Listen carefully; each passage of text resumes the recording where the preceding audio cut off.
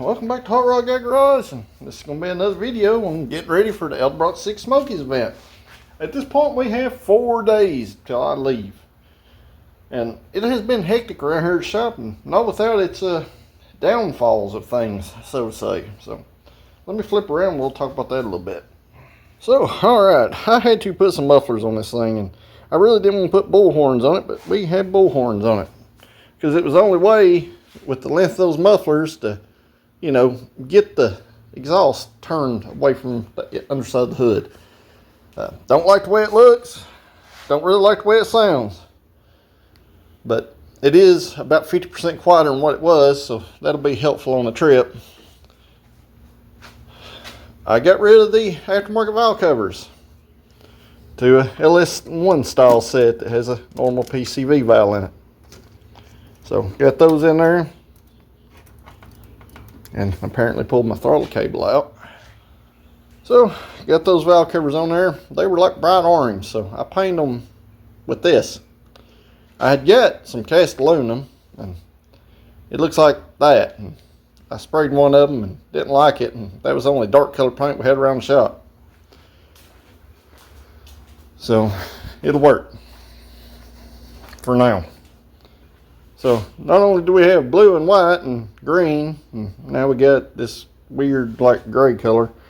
So got that on there, but the valve covers weren't without the problems. On the other side, rear bolt right here on the other side, that bolt broke off in the cylinder head, which turned into a big ordeal. Ultimately turned into about a 5-hour trying to extract the broken bolt out of the cylinder head in an area where it is tight and you can't really screw up because there's not much of a boss there. So, broken bolt. Right here. See the length difference? Yeah, that much was broke off in the head. So, I got that out. Got all the metal cleaned out of it and drilling it out. And that leaves me at the point I am right now where I got the car jacked up because I vacuumed and blew out everything and plugged all the passages, and ultimately just flushed what else I could to the pan. So the oil's draining out of it. Has been draining out of it for a little while. I figured it was probably a good idea to go ahead and change oil anyway. So we're going to put some more Rotella 1540 in it and a K&N oil filter this time because I'm not at home and I didn't expect to have to do this today, so I didn't bring an oil filter with me, so we'll put a K&N filter on it. But as much as I like the way these valve covers look when they're clean, you know, they're kind of dirty right now. I do, however, do not appreciate how bad they leaked, to the point where the last time I literally just RTV'd these things on here because I was sick of the leaking stuff. And they still, like I said, they still seeped up here at the top. So, you know, they're off there. I might do something different with them later on, but it's not going to be now. I just wanted all the oil leaks 100% fixed. So, I'm not kidding, guys. This is the way this stuff goes. So, my list is starting to get a lot shorter of things, but now that I quieten the car down, this brand new belt that's, yeah, I'm not going to tell you who it's from, but it's from a well-known parts store. It makes chirpy sounds. Yeah. Couldn't hear it before because the car was so loud. You can now that it's quieting down. So that'll give you a good idea how much it's quieting down. Probably choked off a lot of power doing it this way, but whatever at this point. Because I'm about to have to drive this car. It's like 884 miles for Sick Smokies route. Not counting the 150 miles each way for me to drive to get there and get back home. So we're going to be well over 1,000 miles on this car and on this engine and transmission in total in 8 weeks time. So I'm trying to do my best to make sure that it is not annoying and drivable, with speed being kind of a second-hand thing here at this point. So it's been 4 days, which means today is Tuesday, which means our local track should be open tonight, but it has been raining here all day, and I don't think I'm going to make it to the track tonight because it's already 4 o'clock. if they run tonight, they will start at 6 and run till 10. But I've not even drove this car with this transmission in it. I moved it from the lower bay up here to the upper bay where we're at. Don't even know if things are going to work out well. And I would like to put some street miles on it before I start beating on it.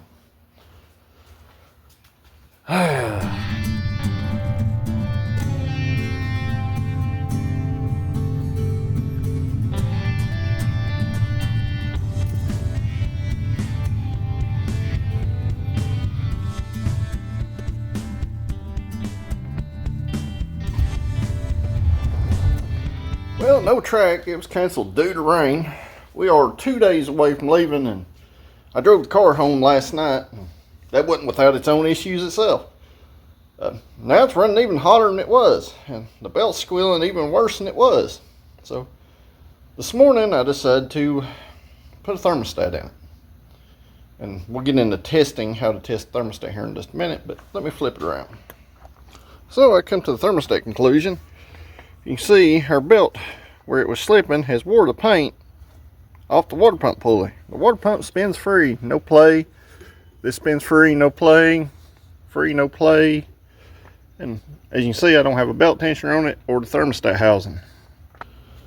So this is the belt right here. And you can see it's had some slippy things going on. It's quite shiny on the back side. But the tensioner, when I went to get this belt off here, this tensioner did not spring back. In fact, it wanted to kind of just stay wherever it's put, and as you can see, sitting here static, it's not sitting on its stops. So I'm sending me another belt tensioner and another belt put on it. So hopefully that'll fix that issue. 885 miles on that tensioner and belt. Yeah. The part situation is pretty poor, guys, as far as quality goes. So this thermostat, we'll talk about thermostat. I'm going to show you how to test one. This thermostat, however, is like 10 years old. And it looks like it's 10 years old. So what I'm going to do, I'm going to heat some water and something that's fire safe right here. And we're going to heat it up to boiling. We're going to drop this dude in there and see if it opens. So we're going to go about this real non-scientific here, guys. Water boils at 212 degrees. At 212 degrees, our thermostat should rocket ship open and, do thermostat things. Because if it's not open by 212 degrees, it's not going to work anyway. So I'm just going to set a propane torch up here, maybe. And we shouldn't burn a hole in our Coke can, but this is about the only way I got the heating water here at the shop, other than the water heater. So we're just going to heat this thing up till we get to a boil. And I have a feeling that's not going to take very long. We're already starting to see some bubbles.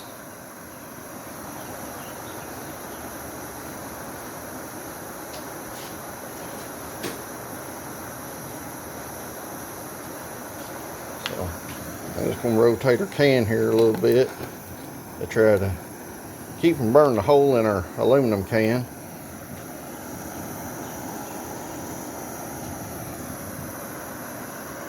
I may have a thermometer around here somewhere. Alright, we got a good rolling boil. This thing should just shoot right open.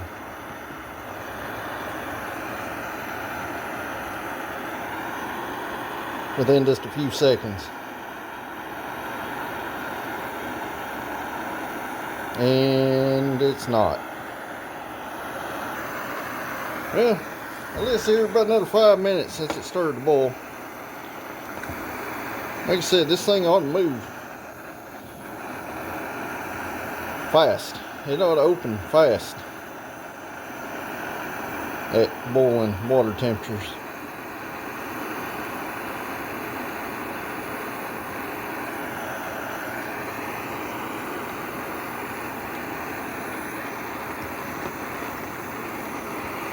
And it finally started to open a little bit.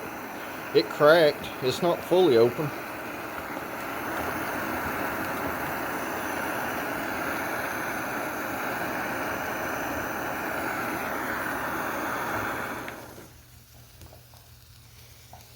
So I'd say that's not probably helping things none. So I got my new one here.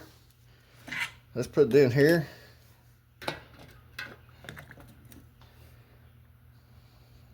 See how it does. It'll take it a second to kind of equalize temps, but it should open fairly quickly.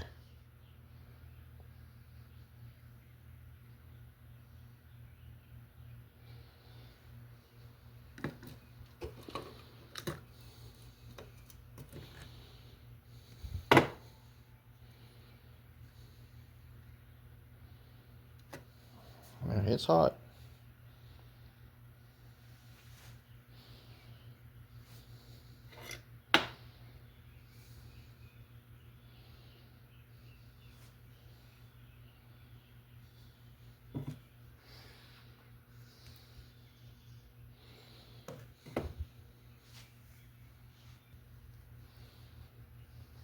And it's open. It took it a little while. And it is fully open. So hopefully this one does a better job.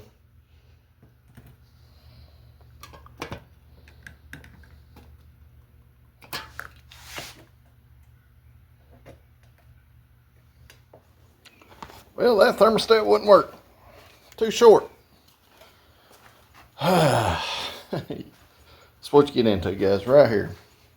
So, if you don't know, LS thermostats, they come in several different styles and several different water pumps and, you know, things and what have you. Well, I've got 3 different Gen 4 thermostats here for a Gen 4 truck engine. And I'm going to flip around and show you. So, this one came out of an early Gen 4. This is the one that I just swapped the other one out for at the parts store. And this is the one that came out of my water pump. See the difference? And the differences are all inherent to the height from here to here and the style of thermostat housing you have. If you don't know, an LS engine is reverse flow. So this is one side of your water pump and this is the other side. So one side's in, one side's out. And it splits it with the thermostat itself via this little back valve that generally has holes in it to allow a small amount to bypass. And the pressure the thermostat housing pushes down is what it uses to seal. So this is our short one. This is the one I just got from the parts store. You see it's going to have a decent amount of preload. And this is the one out of my water pump, which my water pump is a later style. Mine is the 08 up with the different water neck.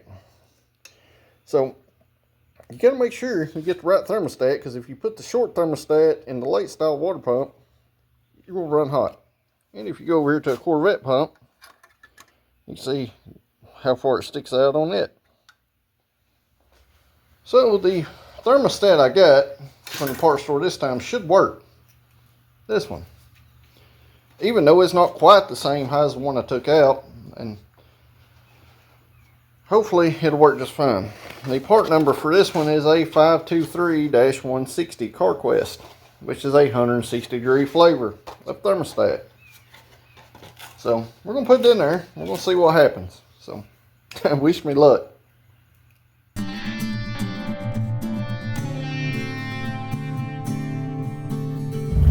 Well, it's been running about 30 minutes out here, trying to purge all the, the air out of it. LS are inherently known to be bad to get air out of. So let's check on it. Let's see.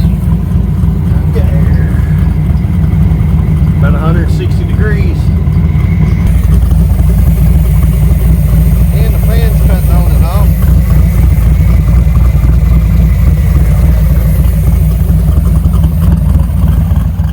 it's nice to see the fan cycling.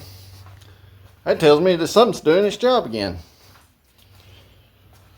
So, I guess it was thermostat, possibly. We'll just have to wait till the ride home this afternoon when it's good and hot outside to see. But so far, so good. I've not seen it cycle the fan in a long time. Even being in the green Torino, I didn't see it cycle the fan for a long time. Moral story here is that other thermostat was a 160 degree thermostat also. It run about 190, 200 in the green car after about 3 or 4 years. And I'm just, it's normal, right? Well, apparently we've had some thermostat issues for a while. Of other things going on in the background, I'm trying to get camping stuff ready too, because we're going to have to camp at Sick Smokies. So I was out here getting this air mattress out here. I was going to clean it up just before the trip. Yeah, I had seen that we had a little friend here. Pretty cool looking little frog. So guys, like I said, this is kind of a major undertaking to try to get ready. There's been a bunch of stuff you didn't see. Like yesterday, I spent the day bypassing the breakers and the headlight switch. I don't know if it's going to work, but we'll see. And putting another horn button in it. I don't know if I covered that in this video or not. To be honest, at this point, it's been kind of hectic. Finally got the power steering pump for charger. Been working on a 65 Mustang. And trying to get ready with this to take off on another grand journey for a week. So I want to make sure that we have a 100% chance of doing the thing and getting there and back.